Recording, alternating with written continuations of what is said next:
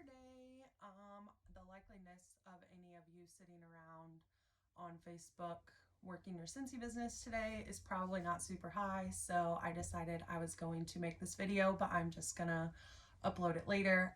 It'll also be on my YouTube channel, so you can find it there if you lose it on here. But I hope everybody's having a good day, and today I want to share the top 10 tips for a strong business with you. So number one is to use the product and really share the ones that you love and feel passionate about.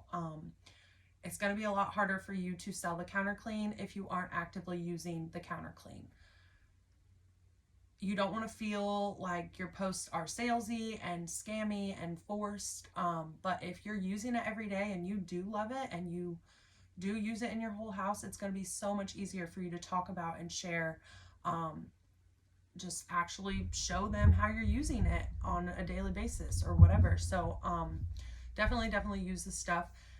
If you feel like you don't have the money to try new things or whatever, this is where having open parties is going to help you, because obviously we can earn half price and free product that way by getting people to order on the same party link or whatever. So then be smart in your buying, and stock up on the things. If you've never tried the washer whiffs, you can get a tub for $15 if you do it half price, or you can get a $12 one for free. Like, that is just really smart spending and smart marketing and investing in your business to try the new things so that you can comfortably review them to people without feeling like you're trying to sell something that you don't know anything about or you don't love or feel passionate about.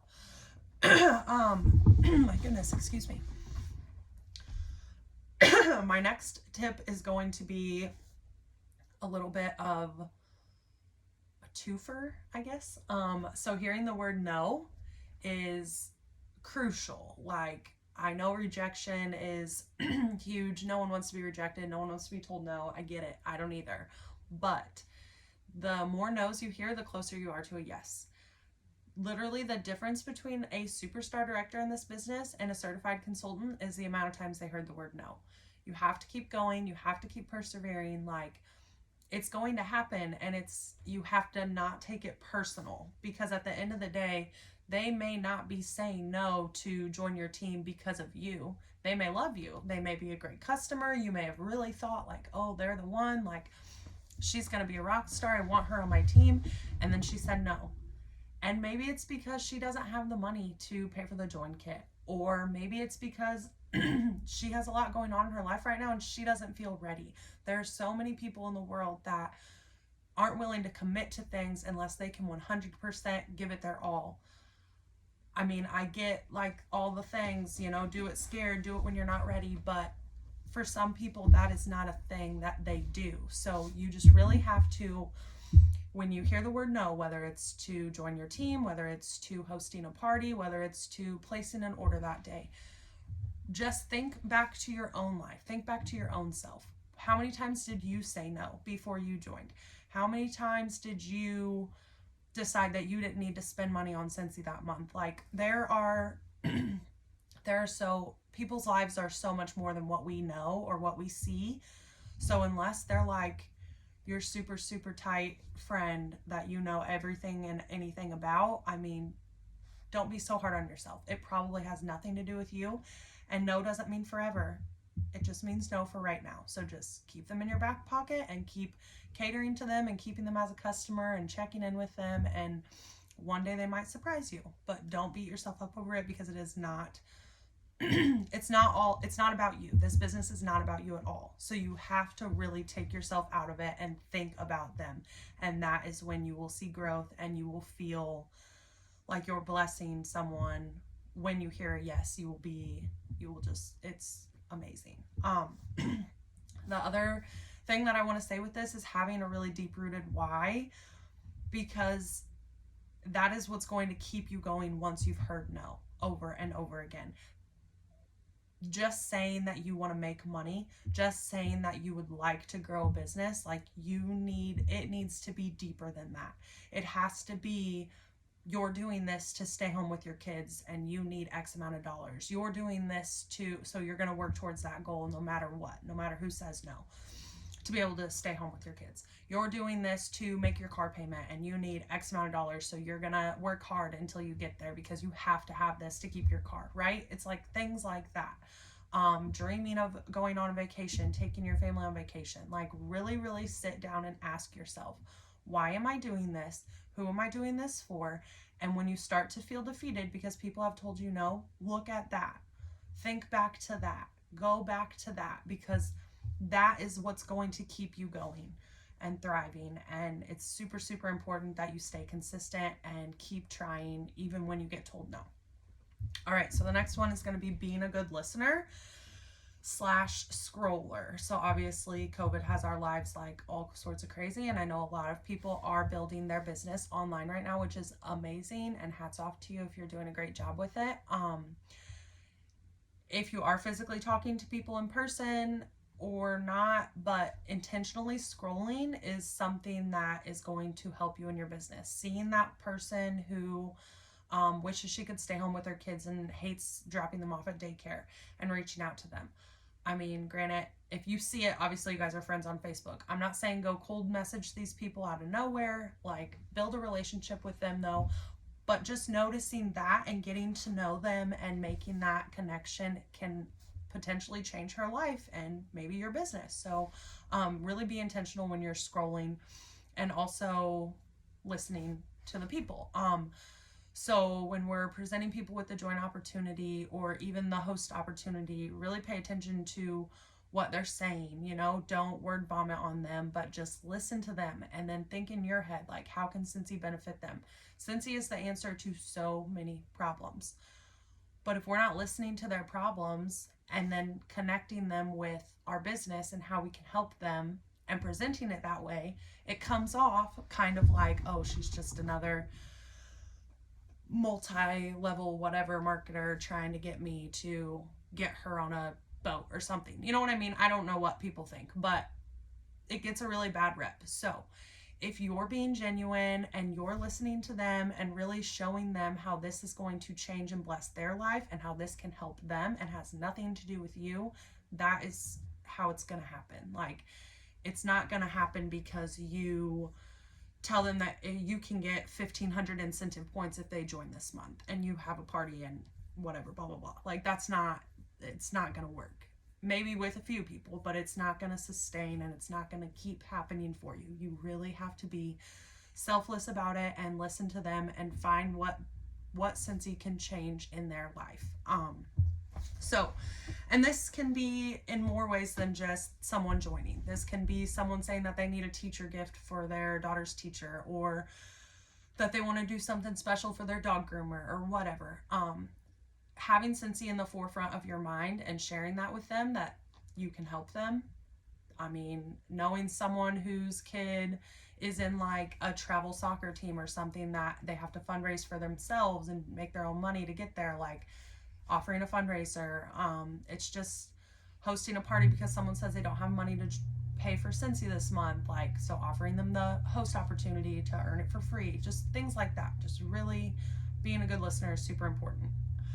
Okay, the next one is being unique. So being yourself, marketing yourself, really good customer service. I've gotten so many repeat customers just by going out of my way to tell them thank you, or going out of my way to help educate them on the product if it's new to them, like checking in with them, making sure that they like everything and they know, how it works, whatever, and nothing's broken, giving free light bulbs. Like, it's little things like that are going to get you referrals. It's going to get you repeat business. It's going to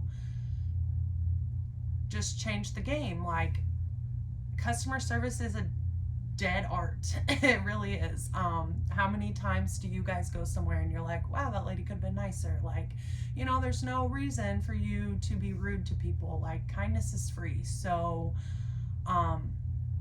checking in with them and touching base with them and telling them happy birthday and, making them feel like a person and not a number is going to go a really, really long way. So there's a couple different ways that I market myself that do cost money, obviously. But at the end of the day, there's so many Scentsy consultants. Like there's 19 of us alone. And I'm not even huge in the company. So there's tons of us out there. So why is Sally buying from me and not from you? Well, I make thank you cards. Like I created this myself and had it printed in Vistaprint. So, and then I write on it at the bottom. Every single order gets one of these. I did run out the other day and I didn't have time or money or whatever it was, I don't know, to get new. So I went and bought some from the Dollar Tree. That's okay too though. Like I had to work to get here. I've been doing this for 5 years. I have not used these forever. I used to use thank you notes that I got from Scentsy. I have used Dollar Tree thank you notes. You can get a pack of like 8 for $1. I think they might even be like buy 2 for $1 or something like that.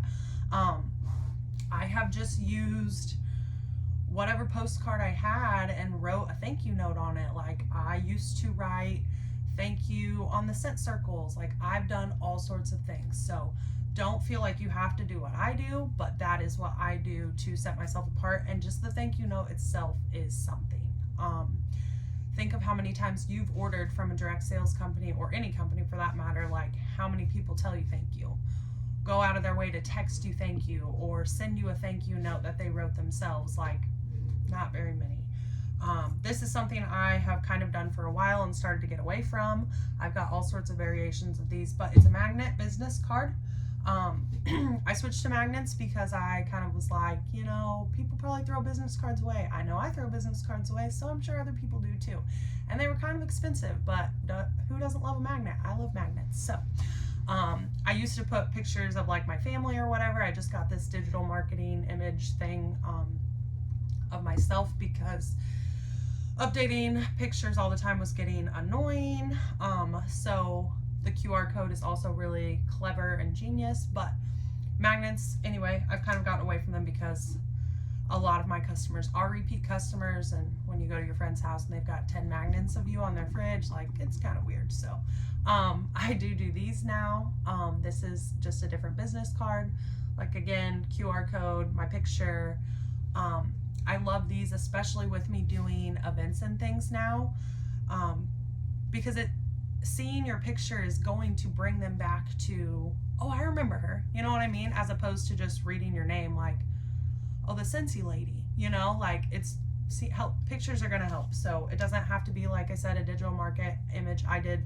A girl drew these up for me or whatever, and I paid for them, but it doesn't have to be that fancy. It can be just an uploaded picture that you took with your iPhone. Like that's what mine used to be. So don't compare, just do what is you and unique to you. The other thing that I just got these, so that says packaged by Olive, and obviously it's a picture of my daughter holding a whiff box. And when she helps me do stuff, I put that sticker on stuff. Not only does it make her super happy, it kind of reinforces that this is a family business. Like people want to buy from people that they know, and so me sharing pictures of her and, you know, the fact that I let her help, like all of that, it really just brings it back to that full circle of I want to go back to Brooke, because at the end of the day, there's how many Scentsy consultants out there and they don't have to shop with me. So I'm just trying to make it as familiar and, you know, I don't know, get to know them in the best way that I can, like by proving that they're buying from a family ran business and all that jazz. So marketing, like I said, being unique, sharing your why is one of the best ways to be unique, because no one's story is yours. So while it is maybe more impactful to share a story of someone who was able to retire from their nursing career and you're not quite there because you just started, it's impactful for you to share your story. Like no one is going to think less of you because it's not some huge story if you just started doing this. Like just be you, and that is what's going to set you apart. You're going to find your people who are attracted to you when you're real. Okay, following up, tip number 5. So reaching out is huge. Fortune is in the follow-up. Like I've only talked about this 1,000 times, but there's a lot of really great ways to follow up. Obviously, Amy works hand in hand with your workstation, so that is a good tool if you've not ever looked into it. It's called AMI. It's an app. Check it out. I think you get like your first 3 months for free when you first become a consultant. I use a binder system, so I have like the 3 months customers. Like I said, I only send mail out to people who have ordered in the last 3 months. And this is someone else's system that I just adopted and have tweaked out to my own, but obviously I have names of people, their addresses, phone number, blah, blah, blah, blah, blah, all the things. I have a video on that, and there's also another video that the original creator did, Jilly Sue, on YouTube. So if you are interested, there's so many systems though. What you got to find what works for you. I have gone through numerous follow-up systems before I found what worked for me. I love the binder system, but that may not be your thing. There's Excel spreadsheets. You could create your own, but there's tons out there. So just type follow-up system, find what works for you. Like I said, if you want to use Amy at the beginning, it's great. Especially if you're a digital person, it reminds you of things and like works with your workstation, whatever. A couple things I want to say about following up. Getting a system early is crucial. I obviously have been doing this for 5 years, and I did not have a foolproof follow-up system until the last year. I used to use Amy, but I didn't use it like I should have, and it just didn't work for me. So then I tried something else, and it was in 2020 that I started adopting new systems till I really found what worked for me.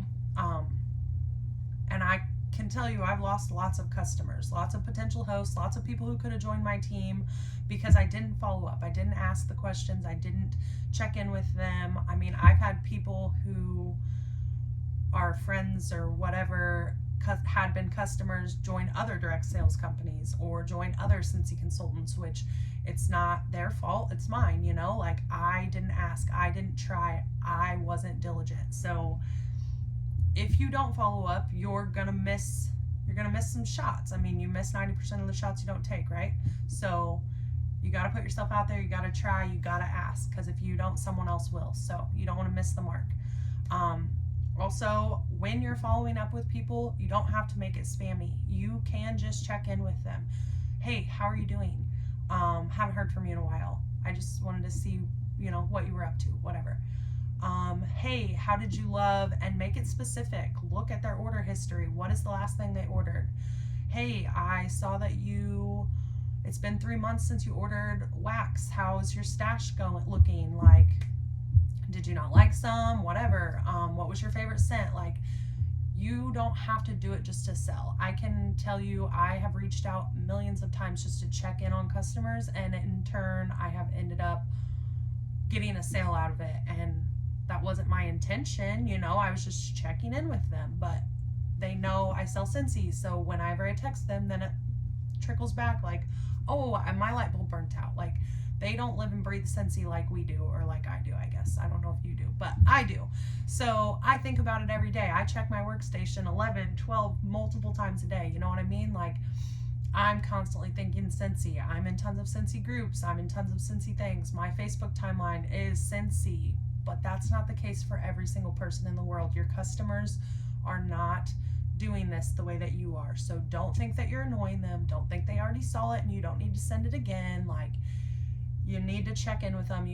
You're responsible for letting them know what's going on, because if you don't tell them, maybe no one will. And then what? Like, maybe they really wanted that Villains Warmer that comes out on Monday, but nobody told them about it, so they didn't know, and then it sold out, and now it's too late. Like, that's the worst. So just make sure they know. Okay, number 6, self-development. Getting out of your comfort zone is where you're going to grow. Staying in your bubble and staying where you're at is going to do one thing. It's just going to keep you where you are. So if you're looking to grow this as a business, I need you to work on yourself. I need you to watch trainings and actually do something with them. Don't just watch it and be like, oh, that was good information, and never, because that just makes it fluff. Read a book, listen to podcasts. Like, you really need to hone in on who you are and try to be a better person and try to change the world, because Scentsy has 3 core values: simplicity, authenticity, and generosity. And that is what we're creating. So if you adopt those things into your business and really help yourself to become a better and more well-rounded person, then it's going to come easier, and I promise it's going to help. So just really try to grow your mind and, you know, change your mindset and think in different ways than maybe you used to.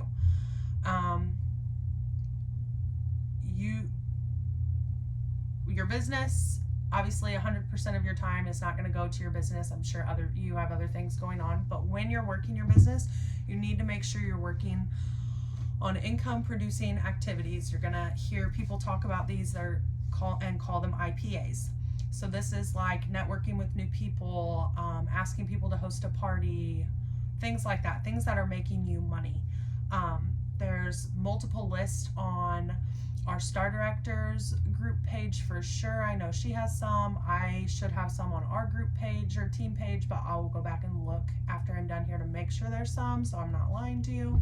But there should be some, but if not, I'll upload some. Anyway, you just have to use your time wisely. So you don't want to be making a bunch of samples and spend 2 hours making samples and then never hand those samples out.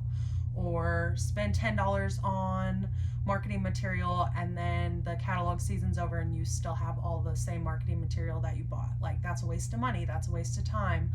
Going through and labeling them and making flyers for them or whatever, like, you just want it to work in your favor. So really pay attention to what you're doing and try not to start mindlessly scrolling. I know it's hard. I get distracted on my phone a lot. I try to do a lot of my work on my actual laptop, because if I'm on my phone, I'm like, I got a text and squirrel brain, and here I am. So number 8 is social media, which there is a file out there called the 90-Day Slay. Yes, I have one right here. So this is amazing. And if you do even half of this for 30 days, you're going to see growth in your business. So I have this file in our group page. I'm not going to go super in depth into it, but it is amazing and it's a great resource to use if you don't know where to start. We have to be social on social media. That's what it's for. You got to talk to the people. It's not working your business if you're just scrolling through. It's also not going to help your business to be on all the platforms and barely doing anything on every one. You need to master one and then go to the next one. So also posting, they say 70% personal, 30% business. That's not a bad rule to follow. Personally, I just like to combine them together. So when I'm on my stories spraying Scentsy Fresh or whatever in my house, like, I'm talking about my family, I'm showing them my house, you know what I mean? Like, I'm incorporating both my business and my life together into one and sharing it with people. And they're watching you. Like, so just be authentic, be real, and don't force it, you know? But you can really use social media to educate your customers about the products and let them know what's coming and what things do and all the things. But you're also going to attract what you give off. So if you are trying to run an online business and you're using Facebook or Instagram or whatever, and you're also posting tons of negative things or tons of political things, you may attract a negative crowd, or you may attract, you know, maybe people you didn't necessarily want. So just be mindful of what you do. Of course, it's your social media and you can do whatever you want, but be mindful of the people that you're attracting, because if you're trying to run a business on social media and you're, you know, like I said, being negative, whatever. Also, the Facebook algorithm and Instagram algorithm, those are really the only 2 platforms I use. I'm trying to get into Pinterest, but it's taking me a while. Anyway, they're a real thing, the algorithms. So when you post things, you want to have a call to action at the end of your post to help get engagement. So pick 2 images. Which one should I pick? Which warmer should I put in this room, or whatever, 1 or 2. Things like that. Asking people, you know, what's your favorite color? I don't know. That seems lame, but you get what I'm saying. Leaving it for something for them to engage with is really helpful, because comments are going to help boost the algorithm and all of that jazz. All right, number 9. Being prepared. So I have lots of systems in place now. Don't get me wrong, this was a long time coming. I've obviously been doing this for 5 years. I just didn't really work my business for the first 4 years, to be honest. I was busy doing all the other things. I didn't see the potential that it had. I didn't really care. I just barely did what I needed to, and it was fine. Just in this last year, I've really changed my mind and focused on doing things. So in turn, I have grown and adopted tons of systems for all the things. But now I'm able to bulk sample in less than 2 hours. And by bulk sample, I mean counter clean, Scentsy soak, wax felt samples, Scentsy fresh, laundry bundles, like multiple, all of these things down here are full of samples at all times. And I then use them throughout the entire catalog season. I don't usually have to do it more than once a month, but sometimes I'm able to get through like a couple of months with the bulk sampling, but sometimes I do it monthly. Anyway, it doesn't take me very long, and the reason it doesn't take me very long is because I have a system and I have everything together and I'm prepared.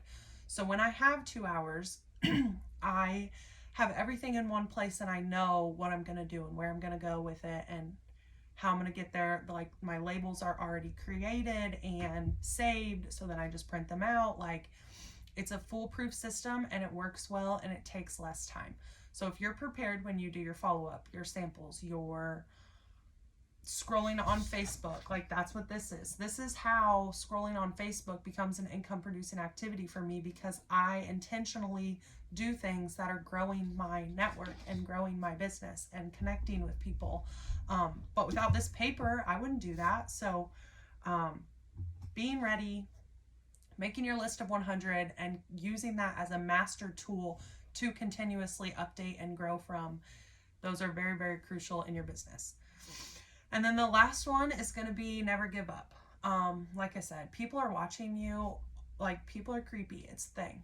You're creepy, I'm sure. Like, it's fine. I'm creepy. It's okay. Everybody creeps people. Like I said, it's social media for a reason. We got to be social. But there are lurkers on there that are just watching you. So they want to see if you're going to give up. They want to see if this is going to last for longer than 3 months. People spend money with people that they trust. They don't just spend their money with whoever. They want to stay with the person that is going to stick with it and stick it out and be there for them, because when I run out of Scentsy wax, like, I don't want to wonder who I'm going to get more from, because I have to have it, you know? Like, other people have that same mindset. So they want to be with someone that they know, like, and trust, and they believe, you know, they don't want to give your name out to someone to one of their friends or whatever, just for you to deliver them bad customer service, or for you to deliver them or quit in a month. You know, they are watching you, so stick with it. When it's hard, you're going to grow.